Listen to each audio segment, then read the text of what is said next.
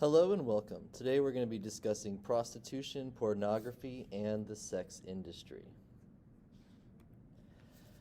To address this as a social problem, again, to define something as a social problem requires having a very strong opinion or demonstrating that there's some evidence on this. But again, how we determine what a social problem is socially constructed. And so this concept of social construction is very important. Again, it is us by interacting with each other, using language and other forms of communication. We work together to build the institutions that structure society.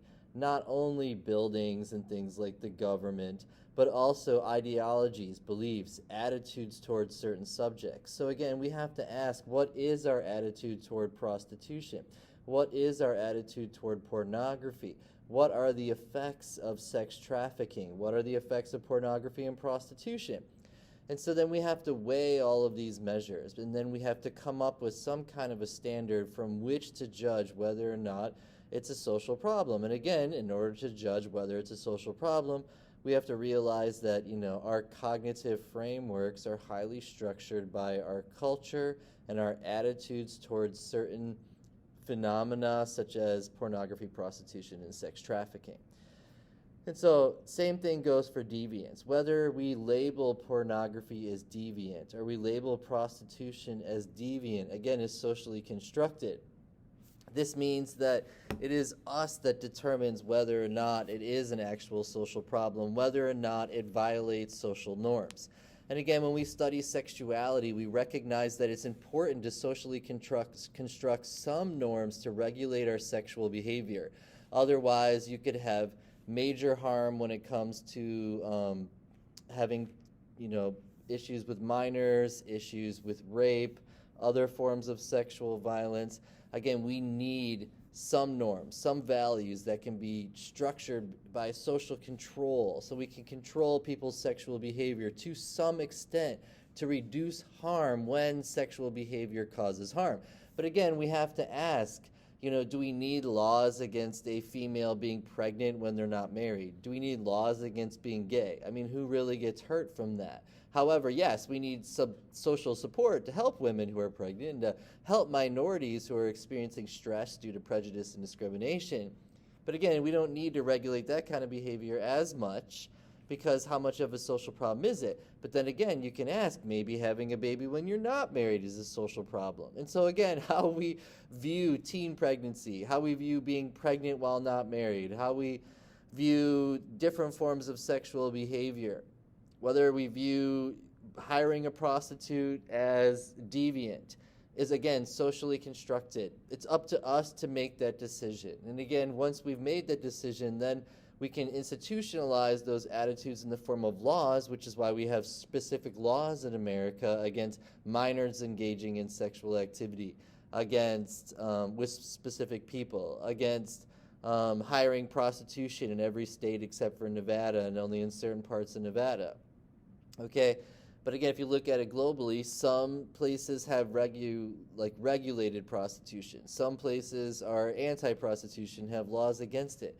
And so again, our attitudes toward prostitution, our attitudes toward pornography, the systems and structures in place, the institutions in place that structure these areas, these arenas of society vary by culture. They're influenced by different culture norms. They are dependent upon what time frame we're talking about. Are we talking about the Old West in 1800?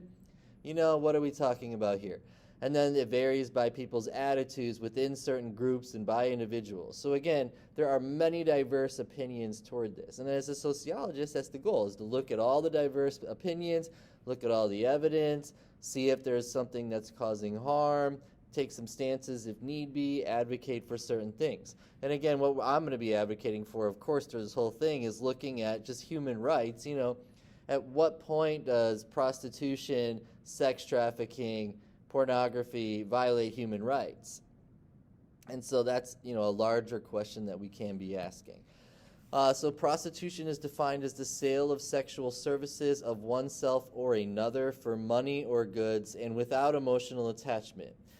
The definition that it doesn't involve emotion, that's straight out of your book. Again, but what we're going to look at this is that it's very hard to just separate emotion from, any kind of labor that you're engaging in, and that it's, everything is emotional, all of life. And so what you're going to find with a lot of prostitutes is if it wasn't emotional, why are they experiencing post-traumatic stress disorder? But the argument of it not being emotional is saying that the actual sexual engagement, that interaction itself is supposed to be devoid of emotion, but how do you remove emotion from sex, period? Systems of prostitution include pornography, live sex shows, peep shows, international sex slavery, and prostitution. I have to quote a lot from your book here because a lot of what your book is talking about is qualitative research. It's very in-depth. And so there's some really important concepts that to really understand prostitution, sociologists have truly gone out and studied this through quantitative and qualitative data, going and asking people, doing field research, doing all kinds of things to study this. But your book talks about the globalization of prostitution. And again, that's what I've been talking about, is this bureaucratic institutionalization of prostitution, sex trafficking, and pornography, to the extent that not only do people have to join because of their social class location, their race, their well-being in life, sometimes they're compelled, but also because these institutions are big business. Okay? So the book talks about how sex industry has become global in scope, international conglomerates of hotel chains, airlines, bars, sex clubs, massage parlors, brothels, credit card companies. All of this is involved in this bureaucratization, bureaucratization. All of these are involved in the bureaucratization. Again, because the first couple are places where people have sex or where people meet people, right? And then there's these buildings, these rentiers that are, renting out to these types of companies. And then you have the financial transactions that are involved, okay? The global sex industry reflects economic disparities between the poorest regions of the world, where women and children may be bought, sold, or traded like any other commodity, and the richest regions of the world. And again, when you look at the charts for where the most prostitutes come from, again, they're being forced into prostitution or compelled due to poverty to become prostitutes, and where these people are being pulled from the lower stratus of the global hierarchy of the class system. Okay, again, we live in a class system. Some countries have more wealth than others. Some people have more access than others, depending upon where you live. Women's rights vary from country to country. Again, in the United States, a women can go to school, but that's not true in every country. And so you're going to see that economics is a huge reason for why people join prostitution or are forced into prostitution and pornography and things along those lines. Sex trafficking. The global sex industry thrives because of sex trafficking. Again, there needs to be a way to solicit a lower class workforce. Again, and so you have a dominant group subjugating a lower class group and then taking advantage of them, arguably compelling them, or they're so desperate that they have no choice but to join in. And then there is the percentage that just truly want to do it. But again, why does someone want to do it? Is it because they're poor? Is it because they like the work? That's, again, the morality questions that we should be asking. The demand for prostitution is greater when there's larger concentrations of men in any area, such as during times of war or where men travel for business. Health and safety, again, this is where it starts to become a social problem, aside from the being compelled into prostitution, the economic insecurities that are forcing them to join prostitution. Again, is it a social health concern? Is it associated with the spread of disease? Is it associated with women's health? The book states that it should be classified as a hazardous occupation, not only for negative physical effects, but again, as we discussed earlier, the psychological effects. We cannot deny that cognition and emotion and motivation and also the body itself are involved in these processes. Studies of global sexual exploitation have documented that prostitution gravely impairs women's health, and it is a form of violence. Frequently, women engaged in prostitution suffer physical injuries such as bruises, broken backs, black eyes, concussions. Okay, again, very sad. And so again, there's physical and psychological health risks and effects associated with engaging in this type of work, whether it's forced or by choice. Hence, is it a social problem? Women in the global sex industry are also vulnerable to numerous health risks, including sexually transmitted diseases. Emotional health, again, is a serious issue. Psychologists discuss prostitution often like combat disorder or post-traumatic distress disorder that results from combat. They see similar symptoms such as depression, anxiety, eating disorders, and substance abuse. Prostitution in the U.S. Trafficking women and children is a great problem in the U.S., just as much as low-income nations. Again, we're the ones paying for the prostitutes, and the other countries are the ones that are selling the prostitutes. Women and children from Asia and Mexico have been amongst the most frequently exploited by smugglers, okay? But again, these prostitution networks exist in all regions across urban, suburban, and rural areas of our country, which is why it's imperative to put up signs that spread awareness of this, because that has an effect on reducing the negative impacts of sex trafficking and the frequency of sex trafficking. The nature of prostitution. Again, I was a hotel GM for a long time before I was ever a professor. And you could spot them and you have to make the call. Sociologists have been identified 5 levels of tiers of prostitution. And so the book breaks out how within this class system that we live, there's also a hierarchy based upon how much money you make, the safety of the situation, etc. And so your book breaks it down for men and women. And it says for women, the highest tier of prostitutes referred to as escorts or call girls and call boys. They're the ones who get paid the most, and they tend to be independent contractors. You have your second tier prostitutes, hustlers, strippers, and table dancers. Again, this is why I have to quote a lot of this, because this is very culturally fused with a lot of vocabulary that requires delving into that group to understand it. The third tier is house girls working in brothels run by a madam, pimp, or more recently corporate businessmen. They make money off the sale of sex for women and men. Near the bottom of the tier are streetwalkers. They solicit customers on the street, and they're known as tricks. These are all just slang words. Again, you notice slang, colloquialisms. This is, again, who uses these words anymore? Is that just a 1970s word? Where is this research coming from? But again, this is the qualitative research of these fields. The very bottom of the tier, again, is occupied by people that tend to be addicted to drugs or that are forced into prostitution and tend to be slaves. Males. In male prostitution, there are 4 main categories: gigolos, male escorts, hustlers, and then chickens and chicken hawks. And so again, depending upon your tier, your access to support, your socioeconomic status, these are all associated with the quality of your life while engaging in this type of work. The extent of prostitution, the book quotes 70% of arrests are for females and 30% of arrests are for males. But the reality is we do not currently know how many juveniles are involved in prostitution or adults. Again, so how accurate is the data? Because, again, we're dealing with stuff that is illegal in nature, okay? We're dealing with arrest records and how much of that has been dropped or cleared or, juvenile records wiped away. And so, again, there's a lot of question about the self-reporting of engaging in this type of work, for example. Again, there is an association between prostitution, age, and social class and race.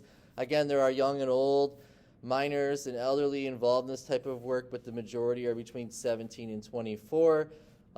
Men between the ages of 35 and 40 tend to be the most common solicitors of prostitutes. Again, the lower income and poverty levels are associated with the likelihood to engage in prostitution, okay?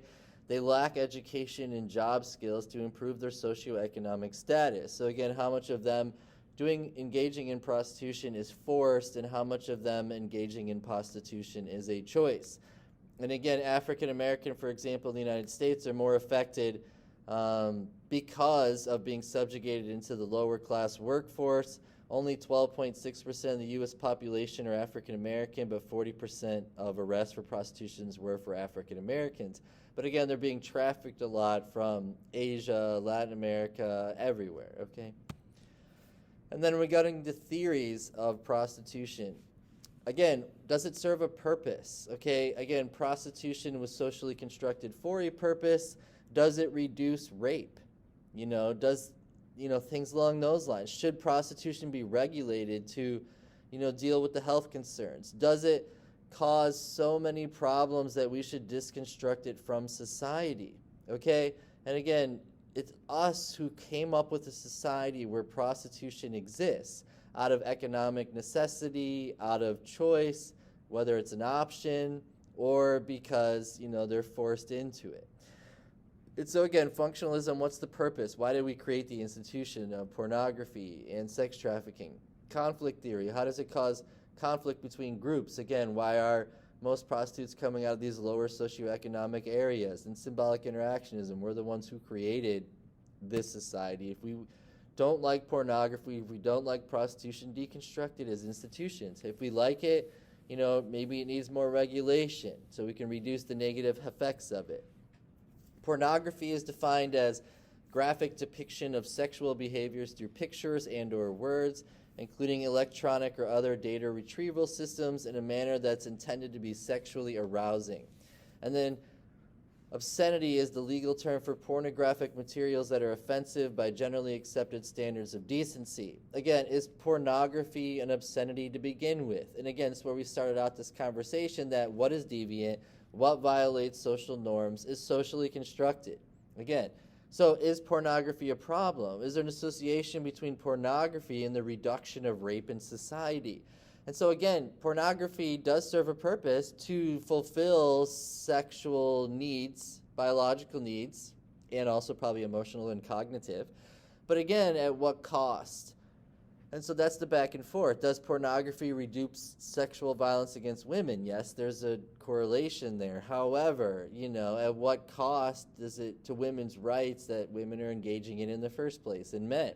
And then, of course, we need some obscenity rules to structure behavior, such as child pornography or animal bestiality. That's really concerning when it comes to the spreading of diseases, because humans will engage in diverse sexual behavior, much of which causes incredible, irreparable harm, such as having sex with minors when someone's an adult, such as having sex with animals. So again, we need social control to regulate people's sexuality. But again, it should be a public debate. The nature and extent of pornography. Again, pornography is a multi-billion-dollar sex industry. The advent of technology and computers, etc., has totally increased this industry. Men tend to watch more pornography than women and have more favorable attitudes toward it. But again, you're starting to see some social change and acceptance from women, or women just being vocal about it. You're starting to see some other consequences, how pornography doesn't portray, sexual behavior accurately. And how is that when it comes to socializing people about sexual behavior? There's a lot of areas that we could cover in this field. Thank you so much.